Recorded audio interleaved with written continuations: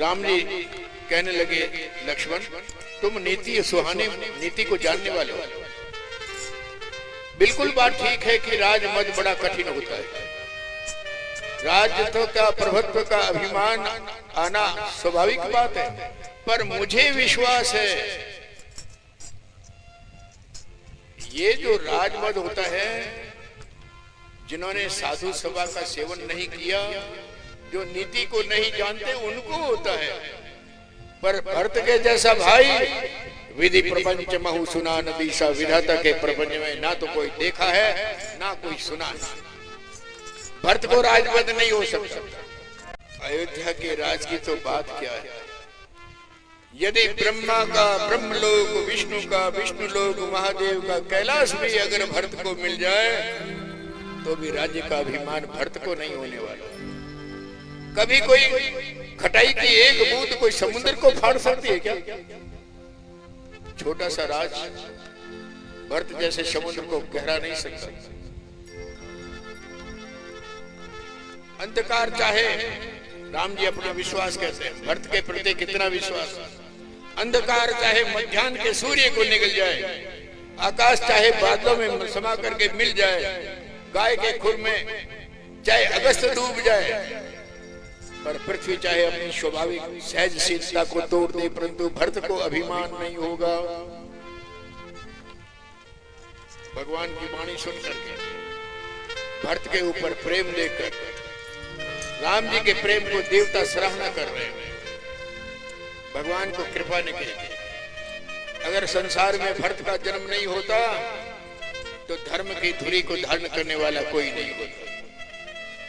कवियों के कुल में अगम भरत की गुण गाथा को कौन जान सकता है। लक्ष्मण ने राम और सीता और आकाशवाणी को सुन करके बड़ा सुख माना। ये तो रही राम की बात। गोस्वामी महाराज तुलसीदास जी भरत के साथ पधार रहे हैं। यहाँ भरत सब सहित सहाय, यहाँ वहां नहीं, अब यहाँ पर भरत जी ने सारे समाज के साथ मंदाकिनी में स्नान किया। माता और गुरु और मंत्रियों से आज्ञा मांग करके समाज को वहां छोड़ दिया।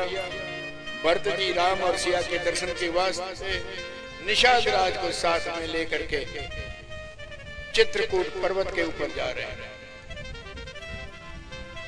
रास्ते में भरत जी संकोच करते जा रहे हैं। राम जी ने अगर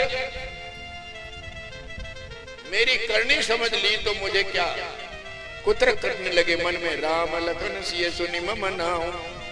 कहीं मेरा नाम सुन करके वनवास छोड़ करके दूसरी जगह तो नहीं चलेंगे। मातु मते महुमानि मोहि जो कछ करई सथोर। माता के बहाने के कर्तव्य को दे करके भगवान जो कुछ करे वो ठीक है, थोड़ा है। मेरे जैसे पापों के भंडार को कैसे सहन करेंगे। परंतु भगवान की उदारता बड़ी है, वो अवश्य मुझे अपनाएंगे। नाना प्रकार से भरत विचार करते हुए जा रहे हैं। भरत जी के मन में, अयोध्या की प्रजा के मन में बड़ी चिंता है। शास्त्र में दो प्रकार के दुख आए हैं, इति और भीति।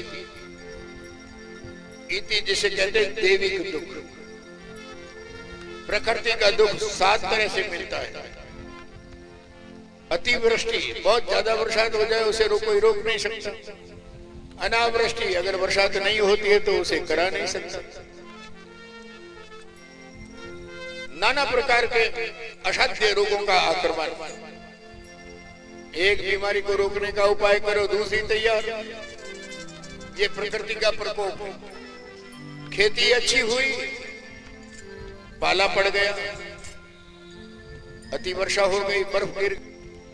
अच्छी खेती हुई, चूहे पैदा हो गए, पांख वाले जानवर पैदा हो गए। पुराने समय में टीडी आती थी, अभी टीडी के ऊपर सरकार ने कंट्रोल रखा है, पर चिड़िया आदि पक्षी जो अभी भी मौजूद है। ज्वालामुखी, बड़े बड़े पहाड़ों में आग पैदा हो जाती है, अग्नि का प्रकोप हो जाता है। धरती हिल जाती है, पहाड़ खिस जाते हैं। ये सारे प्रकृति के प्रकोप।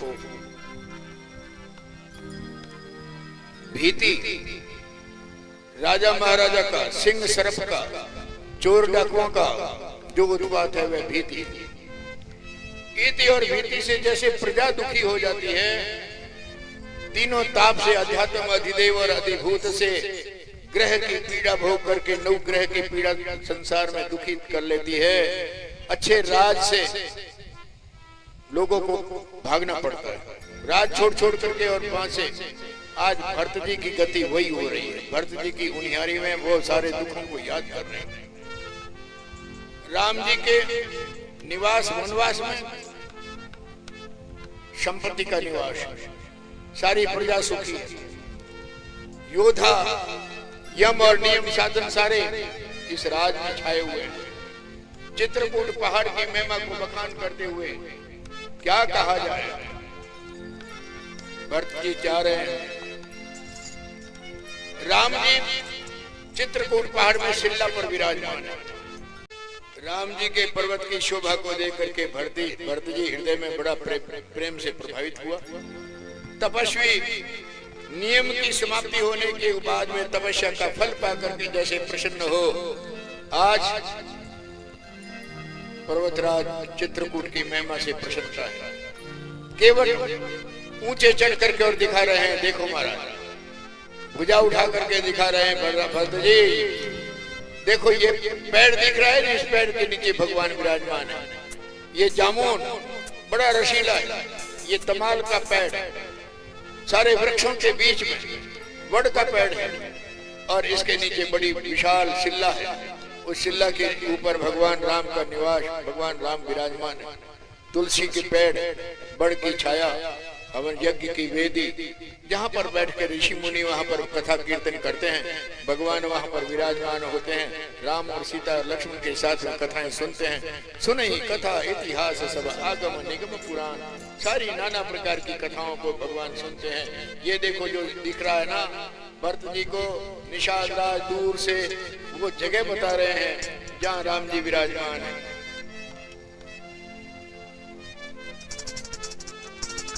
सखा समेत मनोहर जोटा, लखन लखन सगन मन योटा। सखा निषाद राज के सहित मनोहर जोड़ी को गहरे वनवास की आड़ में लक्ष्मण जी नहीं देख सके। लक्ष्मण जी की नजर इनके ऊपर नहीं पड़ी। भरत जी ने राम जी के सारे मंगल के धाम और सुंदर पवित्र आश्रम को देखा। राम के आश्रम में प्रवेश करते ही भरत जी का दुख और दाह और जलन मिट गई, मानो जैसे योगी को परमार्थ मिल गया हो।